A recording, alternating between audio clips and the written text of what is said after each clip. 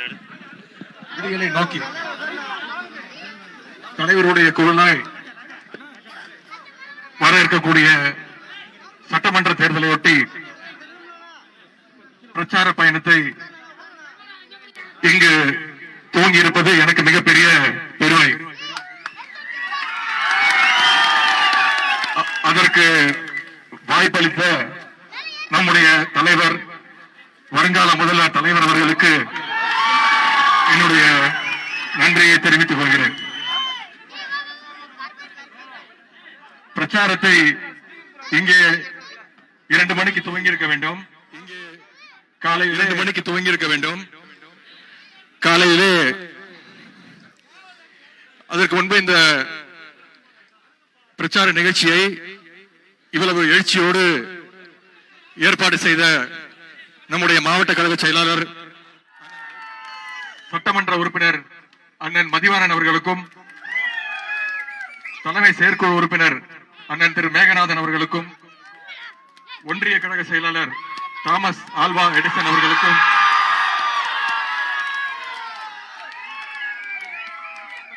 மாவட்ட இளைஞரணி அமைப்பாளர் சகோதரர் மலர்வண்ணன் அவர்களுக்கும்,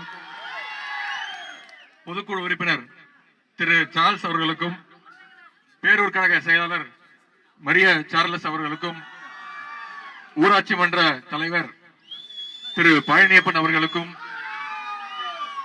இந்த நிகழ்ச்சியிலே பெருந்திரளாக பங்கேற்றுள்ள இளைஞரணி தம்பிமார்களுக்கும், கழகத்துடைய மூத்த நிர்வாகிகளுக்கும், தாய்மார்களுக்கும் என்னுடைய வணக்கத்தையும் நன்றியும் தெரிவித்துக் கொள்கிறேன். இந்த நிகழ்ச்சி கிட்டத்தட்ட 2 மணி அளவில் இங்கிருந்து துவங்க வேண்டியதாக இருந்தது. காலையில 8 மணிக்கு நான் திருச்சியிலிருந்து கிளம்பினேன். 2 திருமண நிகழ்ச்சி முடித்துவிட்டு வழியெங்கும் வரவேற்பு, மக்கள் எழுச்சி, ஒரு இடத்துலயும் மிகப்பெரிய வரவேற்பு. அதனாலதான் வர்றதுக்கு கொஞ்சம் நேரம் ஆயிடுச்சு. அதற்கு முதல்ல என்னுடைய வருத்தத்தை தெரிவிச்சுக்கிறேன். இருந்தாலும் இந்த எழுச்சியையும் மக்கள் கொடுக்கின்ற இந்த பொதுமக்கள் கொடுத்திருக்கக்கூடிய இந்த வரவேற்பையும் பார்க்கும் பொழுது ஒன்று மட்டும் நிச்சயம், வர 2001 நம்முடைய திராவிட முன்னேற்ற கழகம் மிகப்பெரிய வெற்றியை பெற்று நம்முடைய தலைவர் அவர்கள் அந்த முதலமைச்சர் நாற்காலியிலே அமர்ந்து மு.க. ஸ்டாலின் நான் என்று அந்த முதல்வர் பொறுப்பை ஏற்கப் போவது உறுதி. என்ன கரெக்ட் தானே? அது நீங்க எல்லாம் உறுதியா இருக்கீங்களா? அதற்கான ஒரு முன்னோட்டமாகத்தான் இந்த பிரச்சார பயணத்தை நான் பார்க்கின்றேன்.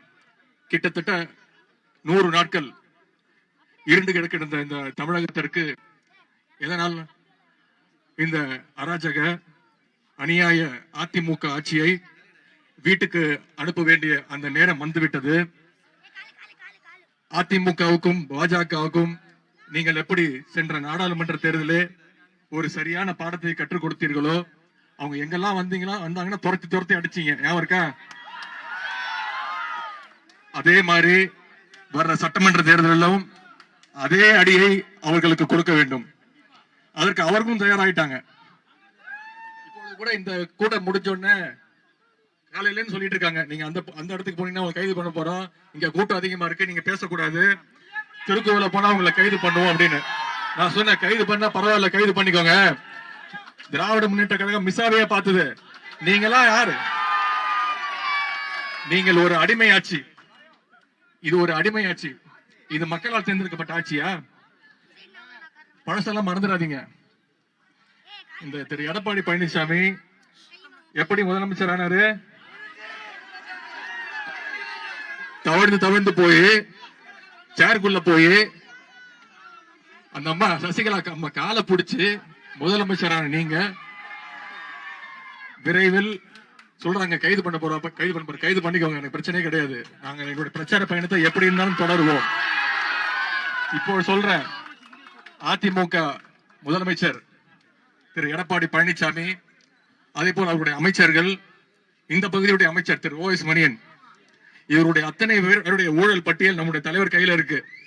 ஆட்சி அமைஞ்சவுடன் உள்ள போறது இந்த அத்தனை பேர் தான். இவங்க அடிக்காத கொள்ளையே கிடையாது, அடிக்காத கொள்ளையே கிடையாது. ரொம்ப கேவலமா சொல்லணும்னா, இந்த கொரோனா இருக்குல்ல, கொரோனால கூட கொள்ளை அடிச்சாங்கன்னா இந்த அதிமுக ஆட்சி தாங்க. மருத்துவர் கிட்டு, இந்த பிபிஇ கிட்டு, இந்த ப்ளீச்சிங் பவுடர் எல்லாத்துலயும் கமிஷன். அது மட்டும் இல்ல, ஒரு அமைச்சர் இறந்து போனாரு, நீங்க பாத்திருப்பீங்க, அமைச்சர் துரைக்கண்ணு இறந்து போய் கொரோனால இறந்து போறாரு. இறந்து போய் அவரோட பாடியை வந்து கொடுக்கறதுக்கு 2 நாள். ஏன்னா அவங்க வீட்டுல இருக்கிறவங்களை வர சொல்லி கிட்டத்தட்ட 800 கோடி ரூபாய் கைமாறி, அந்த 800 ரூபாய் கொடுத்தாதான் நாங்க பாடியை கொடுப்போம்னு சொல்லி, அதுக்கப்புறம் நடந்துதான் இந்த இப்படிப்பட்ட கொரோனால கூட ஒரு கொள்ளை அடிக்கிற ஆட்சி தான் இந்த அதிமுக ஆட்சி.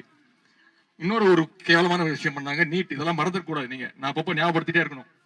நீட்ல கிட்டத்தட்ட 13 உயிர்கள், மாணவ செல்வங்களை நம்ம பறி கொடுத்திருக்கிறோம். அனிதா தொடங்கி கிட்டத்தட்ட விக்னேஷ் வரைக்கும் அத்தனை மாணவர்கள். ஆனால் நம்முடைய தலைவர் அவர்கள் உறுதிமொழி கொடுத்திருக்கிறாங்க, திராவிட முன்னேற்ற கழகம் ஆட்சி அமைஞ்சதுன்னா கண்டிப்பாக நீட்டை தமிழ்நாட்டிலிருந்து விலக்கு வாங்குவோம், கண்டிப்பாக அதை நாங்கள் செய்து காட்டுவோம்.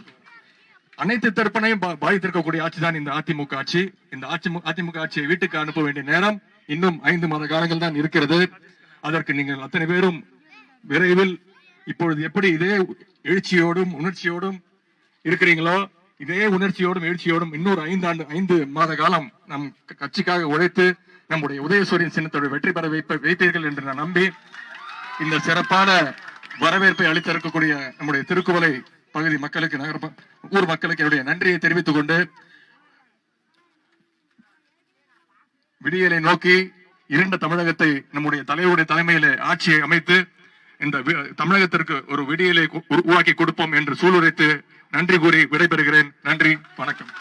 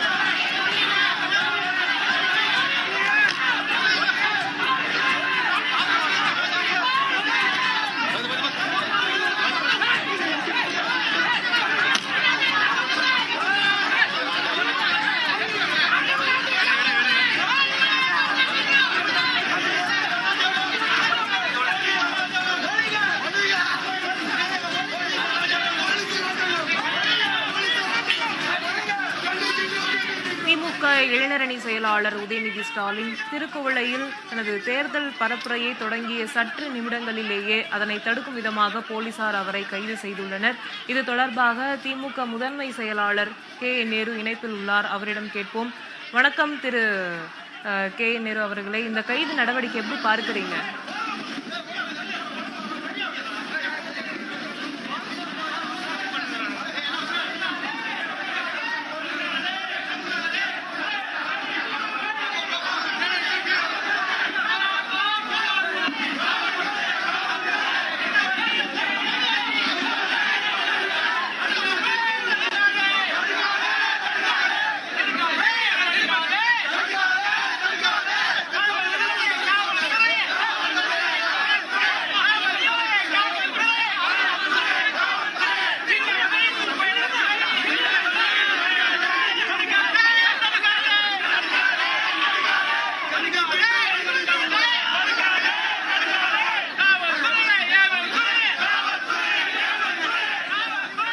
திமுக இளைஞரணி செயலாளர் உதயநிதி ஸ்டாலின் திருக்குவளையில் தேர்தல் பரப்புரையை தொடங்கிய சற்று நிமிடங்களிலேயே அதனை தடுக்கும் விதமாக போலீசார் அவரை கைது செய்துள்ளனர். இது தொடர்பாக திமுக முதன்மை செயலாளர் KN நேருடன் பேசலாம். வணக்கம் திரு KN நேரு, இந்த கைது நடவடிக்கை எப்படி பார்க்கிறீங்க? ஜனநாயக நாட்டில் இவ்வளவு பெரிய கொடுமையாக அவருடைய முதலமைச்சர் தினந்தோறும் வெளியே சென்று மக்கள் குறை கேட்க போகிறேன் என்று போகிறார். ஆனால் எதிர்கட்சி நேரடியாக மக்களை சந்திக்க சென்றால் அவரை கைது செய்துகிறார். இது மிகப்பெரிய கண்டனத்துக்கு உரியது. இதற்குரிய தண்டனை நிச்சயமாக அந்த ஆளுங்கட்சிக்காரர்கள் அணிவிப்பார்கள். ஹலோ,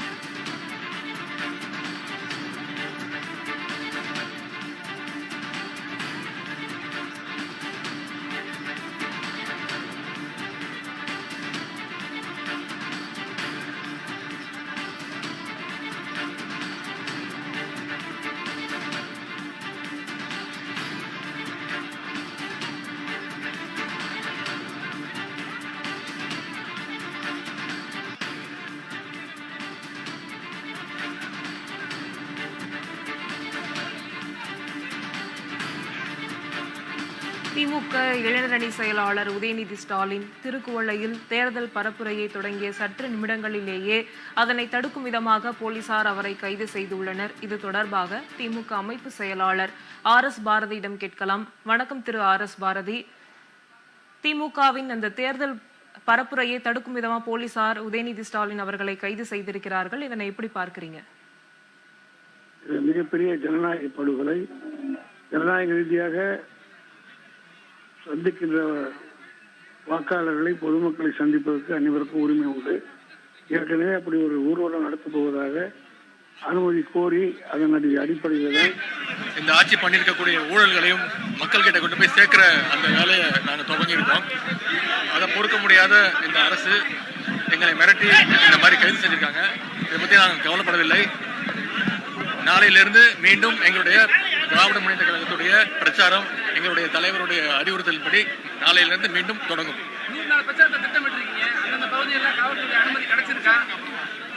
அனுமதி கேட்டிருக்கோம், அனுமதி மறுக்கப்பட்டிருக்கு. அதற்கு காரணம் இந்த கொரோனா காலத்தில் நாங்கள் அலோவ் பண்ண மாட்டோம் அப்படின்றாங்க. ஆனால் நாங்கள் கேட்க விரும்புவது, முதலமைச்சர் அத்தனை மாவட்டங்களுக்கும் போறார், எல்லா இடத்துலையும் கூட்டம் கூடுது, பொதுமக்கள் போறாங்க, எல்லா இடத்துலையும் கூட்டம் கூடுது. அவருக்கு மட்டும் எப்படி அனுமதி அளிக்கப்படுகிறது? அது மட்டும் இல்லாமல் அதிமுக அவங்களுடைய செயற்குழு கூட்டம், பொதுக்குழு கூட்டம் எல்லாத்தையும் நடத்திட்டு இருக்காங்க. எல்லா இடத்துலையும் பிரச்சாரத்தை அவங்க ஆரம்பிச்சுட்டாங்க. இந்த 140 நாள் தடை உத்தரவு போட்டிருக்கிறதே திராவிட முன்னேற்ற கழகம், எங்களுடைய கூட்டணி கட்சிகள், எதிர்கட்சிகள் பிரச்சாரத்தை ஆரம்பிச்சிடக்கூடாது, மக்கள் கிட்ட கொண்டு போய் இந்த விஷயத்தை சொல்லக்கூடாது அப்படிங்கறத திட்டமிட்டு எங்களை முடக்க பாக்குறாங்க. ஆனா மக்கள் தெளிவா இருக்காங்க. நான் காலையில இருந்து கிட்டத்தட்ட ஒரு 5-6 நிகழ்ச்சிகள்ல கலந்துகிட்டு மக்களா அவங்களோட கலந்துரையாடிட்டு வந்துகிட்டு இருக்கேன். ரொம்ப தெளிவா இருக்காங்க. இந்த ஆட்சி, அதிமுக ஆட்சியை அகற்ற வேண்டிய நேரம் வந்துட்டதுன்னு அவங்களுக்கு தெளிவா தெரியுது. விரைவில் வர தேர்தல்ல திமுக ஆட்சி அமைக்கும். ஆமா, அப்போ எடப்பாடி பழனிசாமி அவர்கள் மாவட்டமா போய் ஆய்வு செய்யறாரு. அங்க எல்லாம் கூட்டம் கூடுது. அதிமுகவும் அவங்களுடைய செயற்குழு கூட்டம், எல்லா உறுப்பினர்கள் கூட்டம் எல்லாம் நடத்துறாங்க.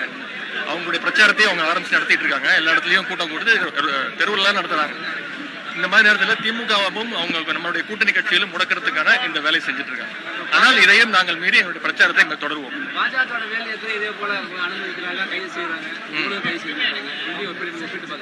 அது நான் அது அப்படி பார்க்கலைங்க. திமுகவோட பிரச்சாரத்தை முடக்கிறதுக்காக பண்ற வேலையை நான் பார்க்கிறேன்.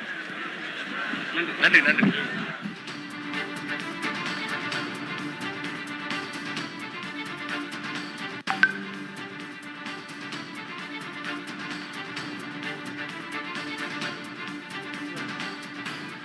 இளைஞரணி செயலாளர் உதயநிதி ஸ்டாலின் இன்று தேர்தல் பரப்புரையை தொடங்கிய சூழ்நிலையில் கைது செய்யப்பட்டிருக்கிறார். இந்த சூழ்நிலையில் திமுகவினுடைய அமைப்பு செயலாளர் RS பாரதி அவர்கள் நம்முடன் தொலைபேசி இணைப்பில் இணைந்திருக்கிறார். உடன் பேசலாம். சார் வணக்கம். இன்றைக்கு இந்த தேர்தல் பரப்புரை அப்படிங்கிற தொடங்கப்பட்ட இடத்திலேயே இளைஞரணி செயலாளர் கைது செய்யப்பட்டிருக்கிறார். உங்களுடைய பார்வை? அதாவது அவர் திடுதிப்புன்று போய் இந்த ஊர்வலத்தில் கலந்துக்கல. சரி, ஏற்கனவே அறிவிக்கப்பட்டு திட்டமிட்டு அந்த அவருடைய பயணத்தினுடைய புரோகிராமை காவல்துறைக்கு தெரிவித்துவிட்டு காவல்துறையுடைய அனுமதி கோரிதான் அவருடைய பயணத்தை துவக்கப் போயிருக்கிறார். ஆக திட்டமிட்டு திமுகவுடைய தேர்தல் பிரச்சாரத்தை முடக்குவதற்காக இவர்கள் இப்படி ஒரு கைது நடவடிக்கை எடுத்திருக்கிறார்கள். இந்த தடைகளை கண்டு நிச்சயமாக உதயநிதி ஸ்டாலின் அவர்கள் தோன்றுவிடப் போவதில்லை. தீர்ப்பை ஒழித்து விட்டால் கல்யாணம் நின்று விடாது. நிச்சயமாக அவருடைய லட்சிய பயணம் தொடரும். தடை கற்கள் உண்டு என்றால் இளந்தோள்கள் உண்டு என்ற லட்சியத்தோடு உதயநிதி ஸ்டாலின் தன்னுடைய லட்சிய பயணத்தை மேற்கொள்வார். நிச்சயம் அவர் வெற்றி பெறுவார். கண்டிப்பா சார். ஏற்கனவே காவல்துறைக்கெல்லாம் தெரிவித்து விட்டு தான் இந்த பரப்புரை என்பது தொடங்கி இருக்கு அப்படின்னு விஷயங்கள் நீங்க சொல்றீங்க. அப்ப ஏற்கனவே காவல்துறைக்கு தெரிந்து அப்போதெல்லாம் ஒன்றும் பேசாமல் இப்ப கைது நடவடிக்கை அப்படின்ற ஒரு முடிவு எடுக்கிறாங்கன்னா அதுக்கு என்ன காரணம் நினைக்கிறீங்க? அதாவது இங்க ஒரு சர்க்காரு இல்லைன்றதுதான் அடையாளம். அதாவது ஏற்கனவே அவர் திட்டமிட்டு பத்திரிகையெல்லாம் கூட விளம்பரம் செய்யப்பட்டு விட்டது. எல்லா பத்திரிகைகளும் இந்த செய்தி வந்திருக்கிறது. இதை தடை செய்ய வேண்டும் என்றால் முன்கூட்டி அவருக்கு தெரிவித்திருக்கலாம். ஆனால் இந்த கூட்டத்தை பார்த்து தாங்கிக் கொள்ள முடியாமல், எழுச்சியை பார்த்து தாங்கிக் கொள்ள முடியாமல் இதை செய்திருக்கிறார்கள். கண்டிப்பா சார். அரசியல் கூட்டம் அப்படிங்கிற அடிப்படையில நாங்க இந்த மாதிரி கைது செய்திருக்கிறோம் அப்படின்னு அரசாங்கம் சொல்லலாம் ஒருவேளை நாளைக்கு.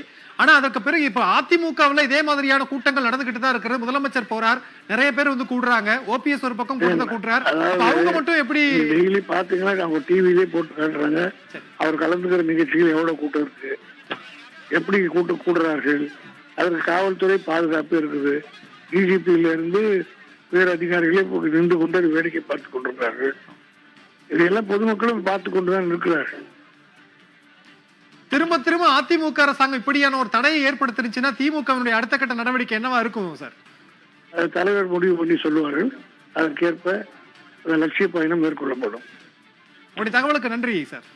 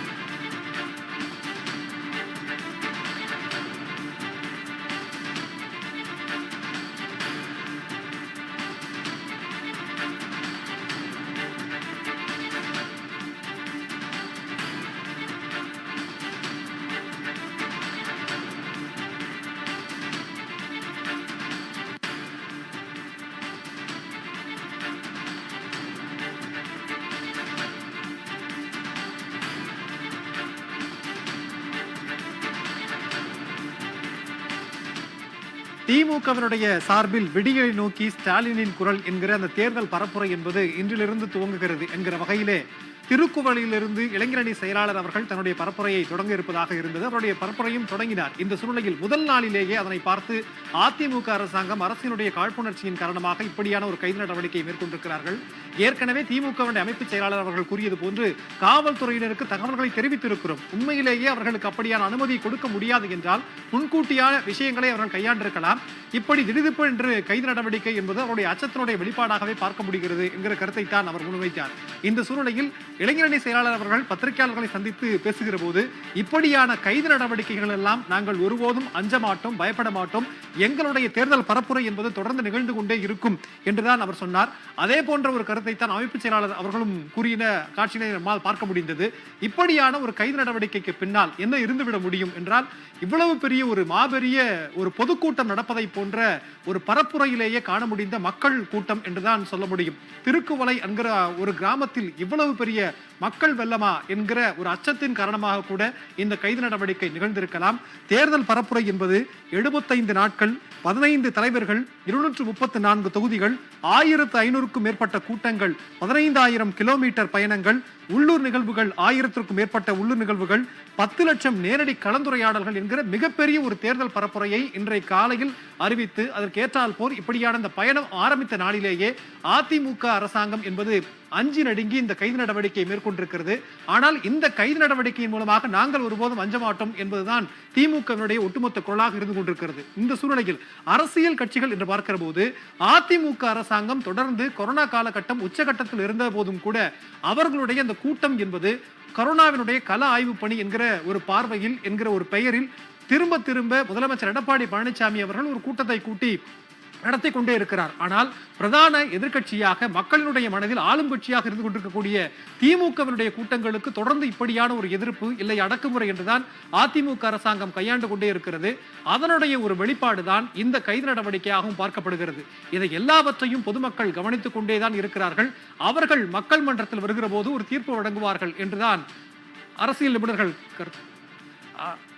நிபுணருடைய கருத்தாக இருக்கிறது. இந்த சூழ்நிலையில் இன்று காலையில் இருந்து என்ன நிகழ்ந்து கொண்டிருக்கிறது என்பதை நம்முடைய செய்தியாளர் ராமானுஜம் அவர்கள் விரிவாக கூறுவார்கள். ராமானுஜம், இன்னைக்கு காலையிலிருந்து இந்த பரப்புரை என்பது அறிவிக்கப்பட்டு இன்று காலையிலிருந்து அதனுடைய செயல்பாடுகள் எப்படி இருந்தது, இந்த கைது நடவடிக்கை எப்படி மேற்கொண்டார்கள் அப்படிங்கிற விஷயங்கள் நீங்க சொல்லலாம். அதாவது உதயநிதி ஸ்டாலின், திமுகவினுடைய இளைஞரணி செயலாளர் உதயநிதி ஸ்டாலின் தன்னுடைய திமுகவினுடைய வெற்றிக்காக பிரச்சாரத்தை தொடங்குகிறார் என்று கூறிய உடனேயே காவல்துறை உடனடியாக அவரை எப்படி கைது செய்யலாம் என திட்டமிட்டிருக்கிறார்களோ என்று மக்கள் காலையில் பேசிக் கொண்டிருந்தார்கள்.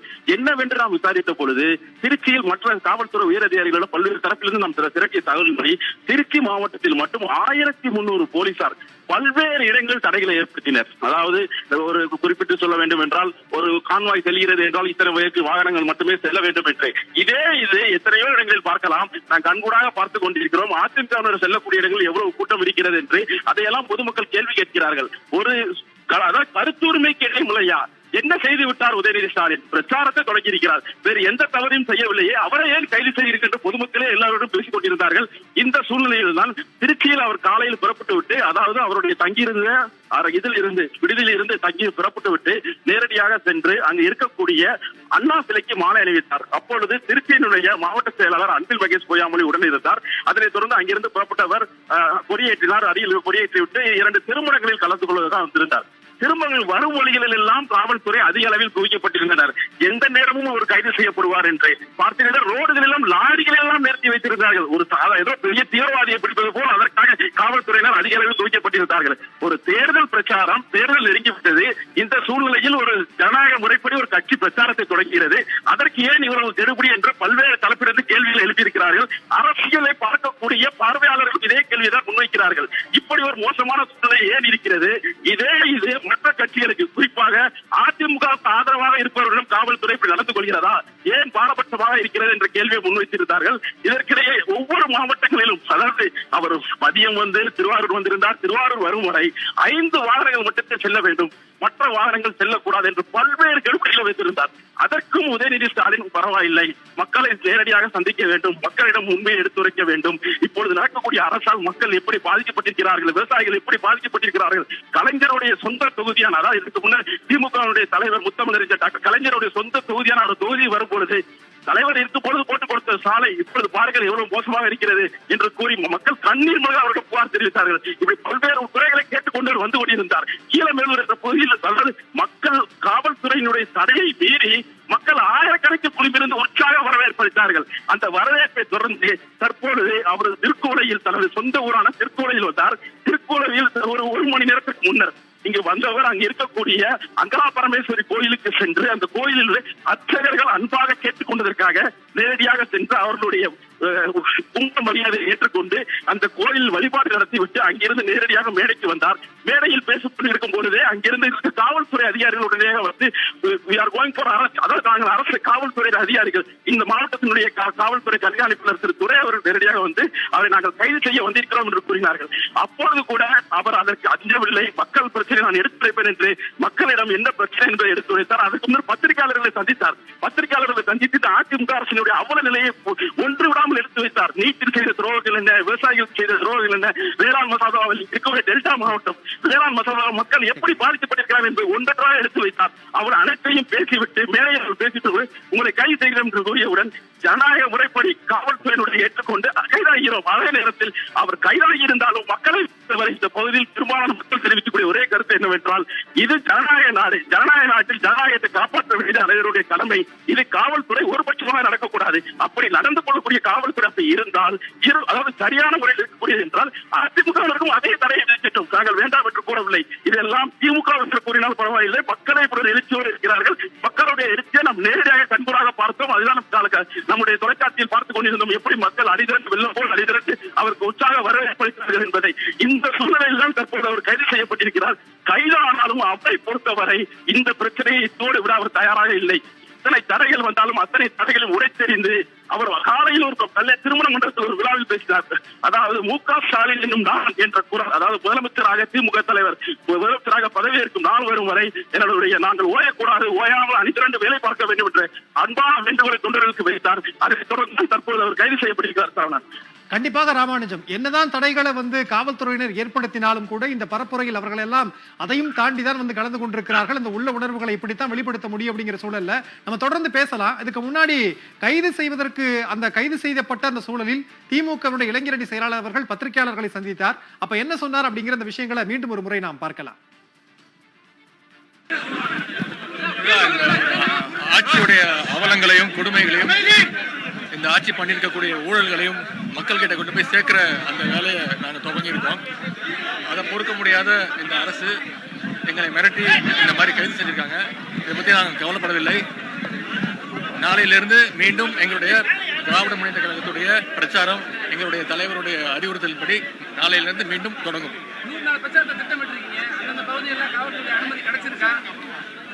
அனுமதி கேட்டிருக்கோம், அனுமதி மறுக்கப்பட்டிருக்கு.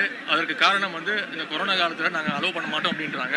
ஆனால் நாங்கள் கேட்க விரும்புவது, முதலமைச்சர் அத்தனை மாவட்டங்களுக்கும் போறார், எல்லா இடத்துலையும் கூட்டம் கூடுது, பொதுமக்களும் வர்றாங்க, எல்லா இடத்துலையும் கூட்டம் கூடுது. அவருக்கு மட்டும் எப்படி அனுமதி அளிக்கப்படுகிறது? அது மட்டும் இல்லாமல் அதிமுக அவங்களுடைய செயற்குழு கூட்டம், பொதுக்குழு கூட்டம் எல்லாத்தையும் நடத்திட்டு இருக்காங்க. எல்லா இடத்துலையும் பிரச்சாரத்தை அவங்க ஆரம்பிச்சுட்டாங்க. இந்த 144 தடை உத்தரவு போட்டிருக்கிறதே திராவிட முன்னேற்ற கழகம், எங்களுடைய கூட்டணி கட்சிகள், எதிர்கட்சிகள் பிரச்சாரத்தை ஆரம்பிச்சிடக்கூடாது, மக்கள் கிட்ட கொண்டு போய் இவங்க போய் இந்த விஷயத்த சொல்லக்கூடாது அப்படிங்கறத திட்டமிட்டு எங்களை முடக்க பாக்குறாங்க.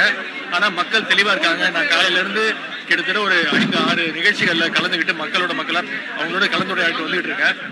ரொம்ப தெளிவா இருக்காங்க. இந்த அதிமுக ஆட்சியை அகற்ற வேண்டிய நேரம் வந்துட்டதுன்னு அவங்களுக்கு தெளிவா தெரியுது. விரைவில் வர தேர்தல்ல திமுக ஆட்சி அமைக்கும். ஆமா, அப்போ திரு எடப்பாடி பழனிசாமி அவர்கள் மாவட்டமா போய் ஆய்வு செய்யறாரு. அங்க எல்லாம் கூட்டம் கூடுது. அதிமுகவும் அவங்களுடைய செயற்குழு கூட்டம், எல்லா உறுப்பினர்கள் கூட்டம் எல்லாம் நடத்துறாங்க. அவங்களுடைய பிரச்சாரத்தையும் அவங்க ஆரம்பிச்சு நடத்திட்டு இருக்காங்க. எல்லா இடத்துலயும் கூட்டம் கூடுது, தெருவுல நடத்துறாங்க. இந்த மாதிரி நேரத்தில் திமுகவும் அவங்க நம்மளுடைய கூட்டணி கட்சியிலும் முடக்கிறதுக்கான இந்த வேலையை செஞ்சுட்டு இருக்காங்க. ஆனால் இதையும் நாங்கள் மீறி எங்களுடைய பிரச்சாரத்தை இங்க தொடருவோம்.